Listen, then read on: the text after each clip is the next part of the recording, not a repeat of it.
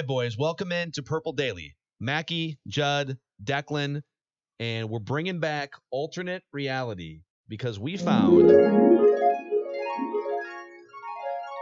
Judd Zulgad doing a deep dive into the Internet archives. Judd Zulgad found this story from Tuesday, March 7th, 1990. No, 2000. 2000, right? Yes, sir. All right. Yep. I'm going to read this to you guys, and then we will flush out this Vikings alternate reality. At least one team in the NFL doesn't think Dan Marino is washed up. Marino's football future has apparently come down to a decision to retire or play for the Minnesota Vikings, NFL sources told ESPN's Chris Mortensen. Dennis Green is trying to lure the league's career passing leader to Minnesota, where he would become the Vikings' 8th starter in 8 seasons. So they at that point. Vikings. I'm trying to think here. 1992 was like Rich Gannon. 93 would have been Jim McMahon got some starts. Jim McMahon, Salisbury Warren Moon was around. Moon came in 94, right? Yeah. Moon was 94, 95, 96. No, yeah, you're right. He was the primary guy. Brad Johnson, Randall Cunningham, Jeff George. We're probably missing a couple in there somewhere. Marino, who turns 39 years old this year, has spent his entire 17-year career in Miami. He's considering the offer from the Vikings, but also considering retirement. And then they go into like the Vikings have all these awesome players like Chris Carter, Randy Moss, great offensive line. Quote from Chris Carter, Marino called me and he said the Vikings have offered him a contract and he was thinking about taking it. He told WPTV in West Palm Beach, Florida on Monday, quote, before Minnesota called, I think Marino was going to retire. I think it really rekindled some interest that he had maybe 4 or 5 months ago. So what do you guys think if we were to go back and replay this whole thing out? The Vikings were very good in 2000. Yeah. The Vikings went to the NFC Championship game in 2000. They did indeed. But what if instead of rookie Dante Culpepper, or I should say first-year starter Dante Culpepper, they had the legendary Dan Marino as their starting quarterback in 2000?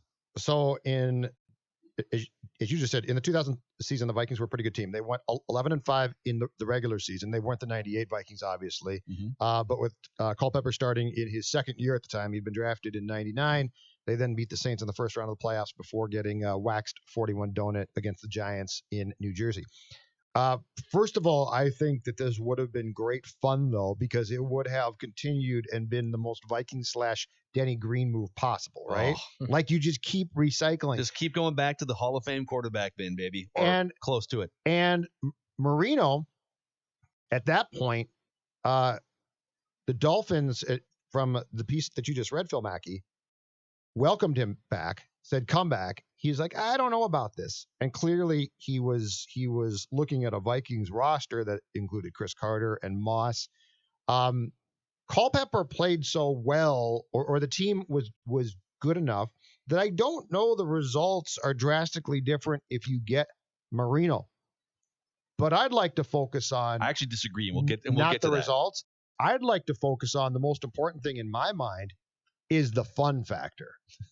And just the continuing, I mean, you're not talking about signing a vet, Chris Chandler, right? Like we brought in Chris Chandler. Okay, that's great. Boring.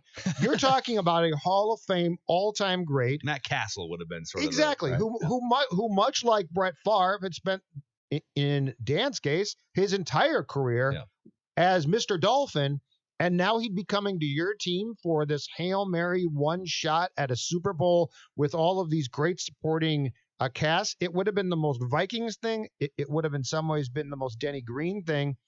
And it would have been great fun. And that doesn't mean that Culpepper then wouldn't have taken the reins in 2001. I'm sure he would have. So it's not like it would have eliminated Culpepper's chances of becoming a good starting quarterback. I just think the fun of watching Dan Marino in purple would have fit the Vikings narrative perfectly. All right. So I think the Vikings would have gone to the Super Bowl with Dan Marino in 2000. And I'll explain sort of my logic here. Okay. And I think they probably still get beat by perhaps the greatest defense of all time. That Ravens defense was no joke. It would have been really fun to see a high-octane Vikings offense. Like if Dan Marino was the quarterback, I don't know that they would have been the 98 Vikings offense. And Dante was really good. Was really good in 2000. In fact, just to put Dante's first-year starter numbers into perspective, Dante Culpepper He threw 33 touchdown passes, 16 interceptions, though, which is the key. He was kind of a turnover machine. He also fumbled a lot because he had small hands. But he threw for 33 touchdowns. He ran for 7 touchdowns. He accounted for like 4,500 total yards through the air and with his legs. But he fumbled all the time. He threw 16 interceptions, and he was just kind of reckless with the football.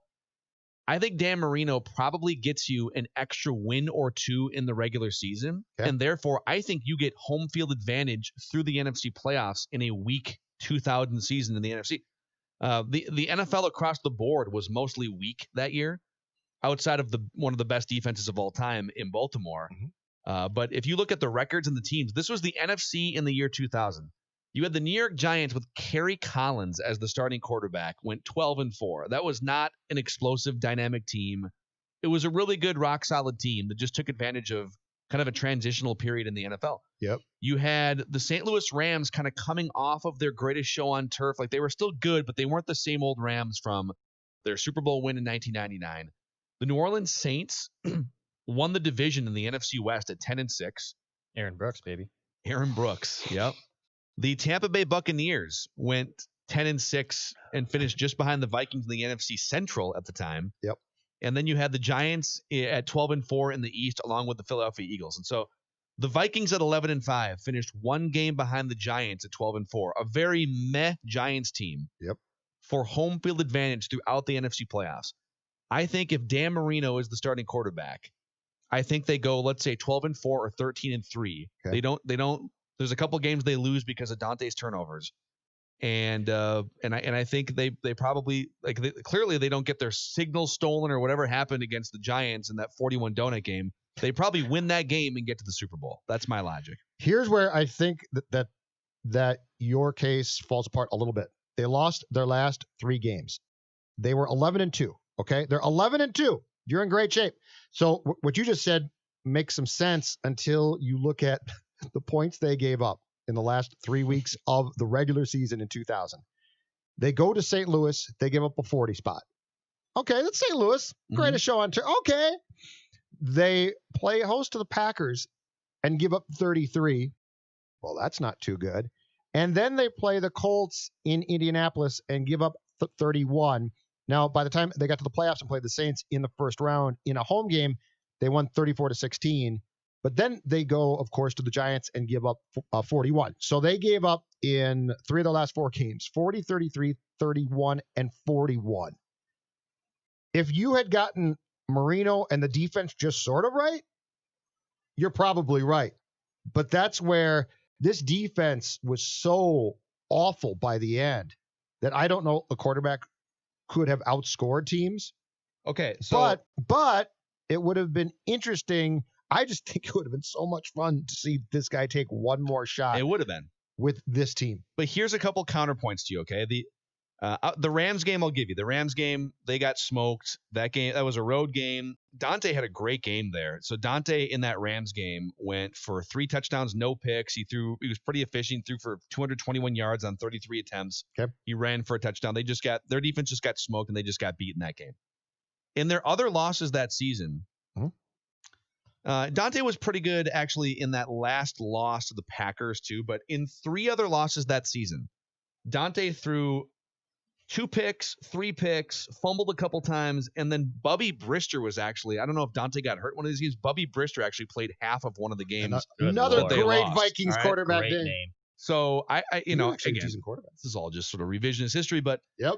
So on the Dan Marino front, you might look and on the surface you might say, well, wait a second, Dan Marino, his last year with the Miami Dolphins in 1999, he was 38 years old, and he threw 12 touchdowns, 17 interceptions, and completed only 55% of his passes in 11 games. He was mostly just a disaster on the stat sheet. Right. But if you remember, and I had to look this up, in the middle of October, he sat for 5 games through like Thanksgiving. He had a pinched nerve in his neck. So Dan Marino was struggling with shoulder, like on his throwing shoulder side, a pinched nerve in his neck and shoulder issues. So he sits out for a while, comes back. His first game back the week of Thanksgiving, a road game against Dallas, and he threw 5 interceptions and just he just physically was not ready to rock and roll. Right. It actually kind of reminds me of Brett Favre's year in New York with the Jets when he had the torn biceps and his arm wasn't the same. He was 38 years old. It's all very much the same. He gets the surgery to clean it up. If Dan Marino would have cleaned up the injury and had been at least 80 or 90% healthy, I think he comes in and slings it like Brett Favre did in 2009. And if that happens, I think they finish better than their record was with Dante Culpepper. So I think they finished better than 11-5. Can I point at one game too? In fact, please do. I love this, by the way. This would have been so much fun. 2000. Imagine this matchup. Week 2, noon kickoff at the Metrodome. The Miami Dolphins came to town. Ooh. Oh, wow. Can you guys imagine the buildup and the fun? And the Vikings ultimately did win that game with Culpepper starting 13-7. Oof. But can you imagine the fun of that game if that's Marino v. Dolphins? It would have been the same, the Brett Favre Packer stuff. And by the way, the Dolphins starting quarterback that day with Marino having elected retirement was none other than former Viking backup Jay Fiedler. Oh, Jay Fiedler, dude. Who on that day completed 12 of 31 attempts for 175 yards with a touchdown, a pick, and he was sacked 3 times, a rating of 55.2. Yes. That was Jay Fiedler starting. But how much fun would that have been if it was Marino against the Dolphins? That would have been amazing, too. And another feather in the cap of the Vikings being better with Dan Marino if this would have played out. Mm-hmm. You guys ever look at the weapons Dan Marino had at the end of his Dolphins career? I was just looking at that, too. Disaster. Oof. And that team was good. It was a disaster. In 2000. They must have had a decent defense. 11-5. They won the AFC East that year. They had a running back named Kareem Abdul-Jabbar. You guys remember him? No. In the late 90s? You know, now that you mention it, I sort of do. I did not know that. Yeah, they had a running back named Kareem Abdul-Jabbar. The Dolphins did. But in 1999, Dan Marino's... So, mind you, he would have been going from the guys I'm about to list to Chris Carter and Randy bleeping Moss in the middle of Randy Moss's prime, right? Go. Tony Martin was his leading wide receiver. I honestly, God, I have no idea who Tony Martin is. But he caught 67 passes for 1,000 yards, mostly because of Dan Marino, probably. Arande Gadsden was the number 2 wide receiver. Stanley Pritchett was kind of like a hybrid Swiss Army knife player. Can see why he decided to hang it up. O.J. McDuffie was also. Oh, yeah. I remember O.J. McDuffie. Dolphins in that era. Yep. And they had former Viking tight end Hunter Goodwin. Yeah. Catching some passes. I'm looking at it right now. The 2000 Vikings not only had Robert Smith still as one of the best. Robert Smith ran for 1,500 yards in 2000. They had Jim Kleinsasser was a young player, sort of a Swiss Army knife. They had Randy Moss, Chris Carter, Matthew Hatchett was fairly well. Matthew Hatchett didn't play a huge role on a couple of those Vikings teams. But my point is, you had 2 Hall of Fame receivers. Yeah, you would have been jumping in with. So Declan, break this tie here. I think they would have gone to the Super Bowl. Judd thinks it wouldn't have been any different. So the 2000 Vikings season is like my earliest sports memory. I remember that season vividly. I remember the beatdown against the Colts, and that was around Christmas time. I don't know if it was Christmas Eve, but I remember being at my aunt's house watching that vividly. I remember the playoff game against the Saints where Aaron Brooks came to town and the Vikings beat them up, and obviously I remember 41 Donut. I'm sorry. I don't see any scenario where Dan Marino steps in here and makes the Vikings a better team. Wow. I think they're worse than 11-5. I hate to be the party pooper, but I think Dante Culpepper was the perfect quarterback for that. Off the top rope. And you bring up a great point that this is almost eerily exactly similar to Brett Favre in 2008 with the Jets. I just think he was all washed up at that point, and Dante was your future. So I don't see a logical scenario where Dan Marino steps in here and makes the Vikings a 12-4, 13-3 team. Fun factor, though, is off the charts. Oh, for sure. It's more fun if we could, if to this day, we could talk about the fact that Dan Marino and Brett Favre both completed their careers as Vikings. I'm sorry. There's nothing bad about that. And then Tom Brady next year. Wow. Oh, boy. Wow. I love it. What are you for? Deep into the future? I will make the point of just one more time about turnovers here, okay? Okay. Dante Culpepper in 2000 threw 16 interceptions and 11 fumbles. 5 of those were lost. So Dante Culpepper turned the ball over 21 times. 21 times. In 2002, a couple years later, this wouldn't have factored into the Marino part of the conversation. Dante fumbled 23 times in 2002, and he also threw 23 interceptions. So he fumbled or threw a pick 46 times in 2002. He only lost 6 of those fumbles, though, which is amazing. A fun fact, too, in the 2005 season, when Judd and I did this a month ago in our alternate reality, in the first 2 games of that season, Phil, Dante Culpepper had 0 touchdowns and 10 turnovers through the first 10 games. Wow. Or, excuse me, for the first 2 games. 10 turnovers, 0 touchdowns in the first 2 football games. Amazing. And then shredded his knee. I miss you, Dante. He's still one of my favorite Vikings. He's one of my favorite players ever. Time, man. Yes. Super fun to watch. So, all right, that's the end of this alternate reality. Hold on episode. 1 second here. I believe that I just Googled Vikings all-time leading fumblers. I believe that Culpepper is number 1 with 81. He has to be. 81 career fumbles during his time as a Viking. Yeah, his fumble totals were Tarkington 64 and Tarkington 61 to 66, 72 to 78. Dante actually came in. Dante played in 1 game in 1999. I believe he only took like 1 snap. He fumbled one of his only snaps in 1999. Then he becomes the starter in 2000. 11 fumbles, 16, 23, and then 16 more in 2003. He finally learned his lesson. Didn't lose a fumble at all in 2004. Fumbled 9 times. So 81 in his career as a Viking. Whew.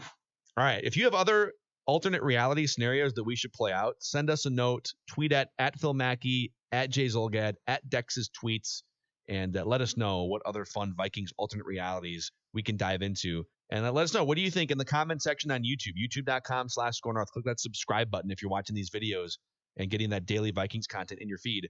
Do you think the Vikings would have gone further in the year 2000 with Dan Marino instead of Dante Culpepper? Thanks for hanging out with us on this episode of Purple Daily.